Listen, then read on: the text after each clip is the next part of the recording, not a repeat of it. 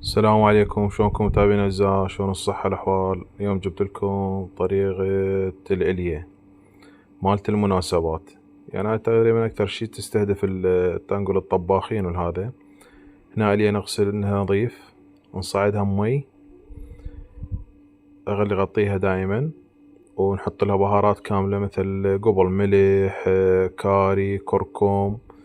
انا اخلي وياها همينة شو اسمه خضروات، ليمون وبصل وفلفل ونمو بصرة وفلفل أسود. هذين يعني كنا نخليها على نار تستوي. هن اكو طريقتين، هاي الطريقة تنقول سلق وتقلى، والطريقة الثانية هم نسلقها وهم نشويها، واكو بيها لا شوي قبل. هذيك شوية تأخر. شفت هسه مثل ما قلت لكم حطيت لها بصل وليمون و... وطماطة ونمو بصرة وبهارات كاملة.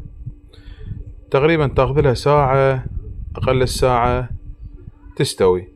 هذا عندي تقريبا 10 اليات مال طليان، 10 بالمناسبة يجرادهن، فحبيت انزقهم وياه تستفادون من هاي الطريقة. هنا هاي ورا ما تقريبا نص ساعة، شوف شلون قامت شوية شوية تستوي. والمي مالتها تقدر تستخدمه او تقدر ما تستخدمه، يعني عادي نفس الشي.